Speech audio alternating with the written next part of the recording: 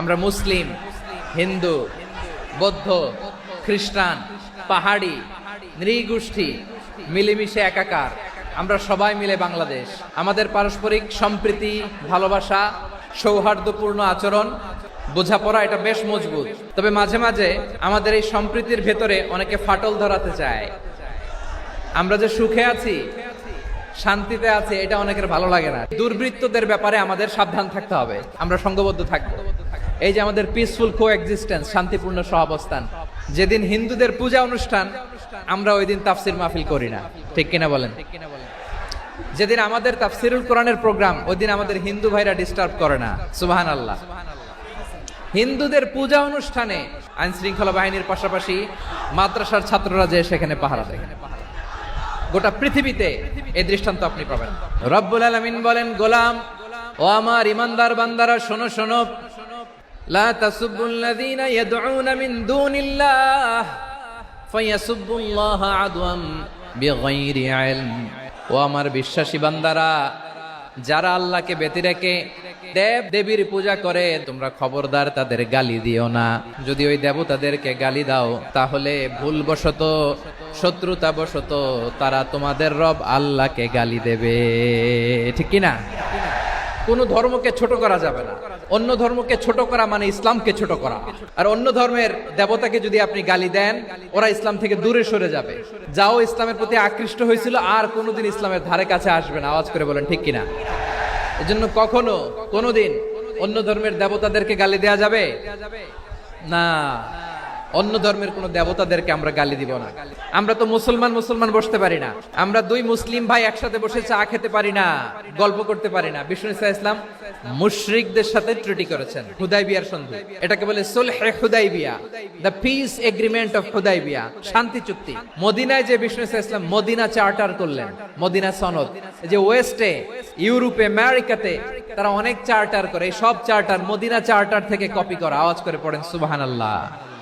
তাহলে অন্য ধর্মের প্রতি সব সময় ইসলাম সহনশীল, টলারেন্স। যদি আপনি দেখতে চান, ইসলামের নবী বিশ্ব নবীর দিকে তাকান, ঠিক কিনা বলেন?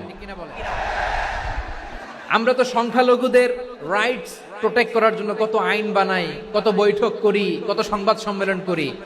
বিষ্ণু সাল্লাল্লাহু আলাইহি ওয়াসাল্লাম সংখ্যালঘুদের রাইটস এর ব্যাপারে, অধিকারের ব্যাপারে যে কথা বলেছেন, শুনলে আপনি অবাক হয়ে যাবেন। বিশ্বনবী বলেন, খবরদার, জেনে রেখো, কেউ যদি কোনো সংখ্যালঘুর উপরে অত্যাচার করে, কোন সংখ্যালঘুর প্রাপ্য থেকে যদি কেউ কাউকে ঠকায়, সংখ্যালঘুর উপর যদি কেউ কষ্ট দেয়, কোন সংখ্যালঘুর সম্পদ যদি কেউ জোর করে কেড়ে নেয়, আমি কিয়ামতের দিন বিশ্বনবী ওই সংখ্যালঘুর পক্ষে আর ওই মুসলমানদের বিপক্ষে বাদী হয়ে দাঁড়াবো। আল্লাহু আকবার। আপনি নামাজি, আপনি মুসল্লি, আপনি হাজী সাহেব, তাহাজ্জুদ পড়তে পড়তে কপালে দাগ ফেলে দিছেন, আপনার প্রতিবেশী হিন্দু, ভাবছেন আমার তো পাওয়ার আছে, ওর জমিটা দখল করি। বিশ্বনবী বলেন, কিয়ামতের দিন ওই হিন্দুর পক্ষে তোর বিরুদ্ধে আমি বাদী হয়ে দাঁড়াবো। এখানেই শেষ না। বিষ্ণু ইসলাম আপনার অমুসলিম প্রতিবেশীর সাথে ভালো আচরণ করতে বলেছে। হিন্দু যদি আপনার প্রতিবেশী হয়, কি করবেন? ওরে কষ্ট দিবেন নাকি?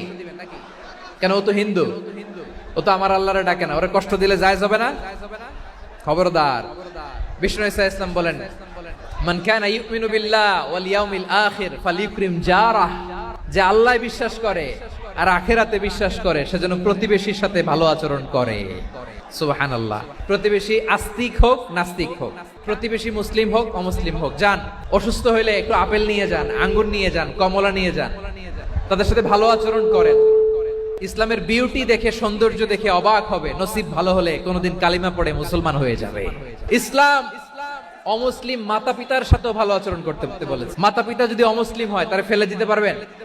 অনেক হিন্দু ছেলে আমাদের হাতে শাহাদা পড়ে মুসলিম হয়, কিন্তু ওর মা মুসলমান হয় নাই, বাবাও হয় নাই। এরকম আছে না নাই? ওয়াকাদা রাব্বুকা আল্লা তা'বুদু ইল্লা ইয়্যাহ ওয়া বিল ওয়ালিদাইনি ইহসানা। আল্লাহ বলে, অবধারিত দুইটা ভার্ডিক্ট তোমাদের জন্য, এক আল্লাহর ইবাদত করবা আর মা বাবার প্রতি ইহসান করবা। মা বাবার প্রতি ইহসান করতে হবে। আমার মা হিন্দু হোক, ভালো আচরণ করতে হবে, বৌদ্ধ হোক, ভালো আচরণ করতে হবে। আরে তুমি এখন মুসলিম, তোমার মা বাবা হিন্দু, এখনই তো সুযোগ ইসলামের সৌন্দর্য দেখানো। এখন মা বাবা যদি দেখে, আরে এটা হিন্দু থাকতে তো বদমাইশ ছিল, বেয়াদব ছিল, কি এমন ধর্ম সে গ্রহণ করলো যেটা গ্রহণের সাথে সাথে সে পাল্টে গেল। নসিব ভালো হইলে তারাও কালিমা পড়ে মুসলমান হয়ে যাবে। ইসলাম কি ন্যারো মাইন্ডেড রিলিজিয়ান না ব্রড মাইন্ডেড?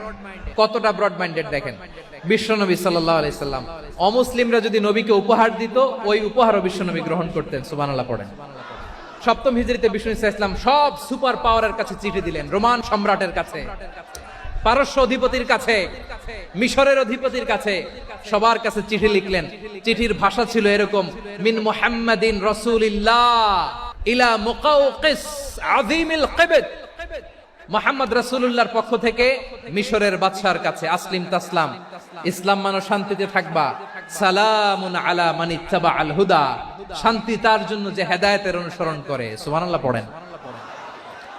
তো এই চিঠি অনেকে ভালোভাবে রিসিভ করেছে, অনেকে এই চিঠি পাওয়ার পরে নবীর কাছে আবার ইন রিটার্ন উপহার পাঠিয়েছে। তাহলে অমুসলিম কেউ যদি আপনাকে উপহার দেয়, হালাল উপহার হলে আপনি গ্রহণ করতে পারবেন। শুধু তাই নয়, বিষ্ণু ঈসা ইসলাম অমুসলিমদের সাথে আর্থিক লেনদেনও করেছেন, ফিনান্সিয়াল ডিলিং করেছেন। অমুসলিমদের সাথে প্রয়োজনে আপনি ফিনান্সিয়াল ডিলিং করতে পারবেন। আমরা প্রায় দেখি বাজারের মিষ্টির দোকানগুলো আমার হিন্দু ভাইদের, তারপরে যে বারবার শপ, চুল কাটে যে নাপিত, অধিকাংশ নাপিতের দোকানে কারা? আমার হিন্দু ভাইরা। তা আপনি চুল কাটতে পারবেন কিনা? পারবেন। তার দোকান থেকে দই মিষ্টি কিনতে পারবেন কিনা? পারবেন। শুধু তাই নয়, ইন কেস অফ ইমার্জেন্সি, প্রয়োজনে ইসলামের খাতিরে, ইসলামকে সামনের দিকে এগিয়ে নিয়ে যাওয়ার জন্য অমুসলিমদের সাপোর্ট নেওয়া জায়েজ আছে। সুবহানাল্লাহ বলেন। অমুসলিমদের সাপোর্ট নেয়া, তাদের থেকে অর্থ নেয়া, পলিটিক্যাল সাপোর্ট, পলিটিক্যাল অ্যাসাইলাম নেওয়া জায়েজ। আমাদের অনেক বিশ্ববরেণ্য দায়ীরা আমেরিকায় অস্থায়ীভাবে অ্যাসাইলাম নিয়ে থাকে, নিজের দেশে গেলে ফাঁসিতে ঝুলাই দিবে। যুগ যুগ ধরে দায়ীদের উপরে এরকম অত্যাচার আর নির্যাতন আছে না নাই? এটা যে জায়েজ আছে তার প্রমাণ স্বয়ং বিশ্বনবী সাল্লাল্লাহু আলাইহি ওয়াসাল্লাম পলিটিক্যাল সাপোর্ট নিয়েছিলেন অমুসলিমদের কাছ থেকে। বিশাল মরুপথ, পাহাড়ি পথ পাড়ি দিয়ে তায়েফের মরুজমিনে গেলেন কোরআনের দাওয়াত নিয়ে, ইমানের দাওয়াত নিয়ে। কিন্তু তায়েফের লোকেরা বিশ্বনবীর দাওয়াতকে শুধু প্রত্যাখ্যান করেই থামে নাই, তারা বিশ্বনবীর সাথে অত্যন্ত খারাপ আচরণ করেছে। প্রিয় ভাইরা, তায়েফের ছেলেরা নবীকে রক্তাক্ত করলো। আমার নবী কই যাবে? কই যাবে? মক্কায় জায়গা নাই, তায়েফে জায়গা নাই। তায়েফ থেকে ভারাক্রান্ত মন নিয়ে আমার নবী মক্কায় ফিরে আসলেন। বিশ্ব নবী মক্কায় ঢুকতে পারেন না। মক্কার মরুভূমির দিকে তাকিয়ে, উপত্যকার দিকে তাকিয়ে বিশ্বনবী ধা ধা করে কাঁদেন, ঝরঝর করে। নবীর চেহারা মোবারক থেকে চোখের পানিগুলো বেয়ে বেয়ে পড়ে। আমার জন্মস্থান, আমার শৈশব, কৈশোর, যৌবন কেটেছে এই মক্কায়, আমার এলাকায় আমি ঢুকতে পারি না। বিশ্বনবী মক্কার অনতি দূরে দাঁড়িয়ে জায়েদকে পাঠালেন, জায়েদ যাও, দেখো কেউ আমাকে সাপোর্ট করার মতো আছে কিনা, যাও অমুকের কাছে যাও। জায়েদ গেলেন, তারাও প্রত্যাখ্যান করে ফিরিয়ে দেয়। বিশ্বনবী বললেন যাও অমুক লোকের কাছে যাও, তিনিও প্রত্যাখ্যান করে ফিরিয়ে দিলেন। কেউ বিশ্বনবীকে আশ্রয় দিতে রাজি হয় না। নিজ জন্মভূমিতে বিতাড়িত বিশ্বনবী, সর্বশেষ বিশ্বনবী বললেন যাও মুতঈম ইবনে আদির ঘরে যাও। দেখেন, অনেক বিপদের সময়ও আমি নিজে সাক্ষী, সামাজিক ভাবে, রাজনৈতিক ভাবে কত ঝঞ্ঝা, কত ষড়যন্ত্র, কত কনস্পাইরেসি পাড়ি দিয়ে আমাদেরকে সামনে এগিয়ে যেতে হয়। এই শত্রুদের ভেতরেও একজনকে দাঁড় করিয়ে দেয় যে আল্লাহর কোরআনের জন্য রেডি হয়ে যায়। পড়েন সুবহানাল্লাহ। মুতঈম ইবনে আদি, আল্লাহ তার মনকে নরম করে দিলেন। মুতঈম বলে, মুহাম্মদ আমি তোমাকে আশ্রয় দিব। এই মুতঈম কি মুসলিম ছিল না মুশরিক? কিন্তু মুতঈম যে বিশ্বনবীর উপকার করছে এটা বিশ্বনবী ভুলে নাই। আমাদের অনেকে আছে উপকার করার পরে আর খেয়াল থাকে না। এজন্য অমুসলিম হইলেই তারা আমাদের শত্রু নয়, আমাদের পুঁজি ভালোবাসা। এই ব্রড মাইন্ডেড হৃদয় নিয়ে, ভালোবাসা দিয়ে আমরা বিশ্ব জয় করতে চাই। রাজি আছেন? আল্লাহ কবুল করুক। আমরা সবাই পড়ি আমিন।